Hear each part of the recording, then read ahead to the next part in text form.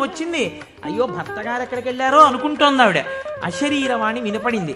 అమ్మా, నీ భర్త భక్తి ముందు లొంగిపోయాడమ్మా, శంకరుడు మహదైశ్వర్యం ఇచ్చేశాడు నీకు.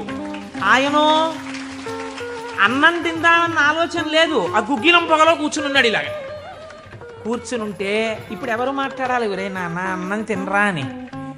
అమ్మా నాన్నగారు కోరుకున్న కోరికోటి ఉంది, నువ్వు ఎలా అయినా డాక్టర్ అయిపో.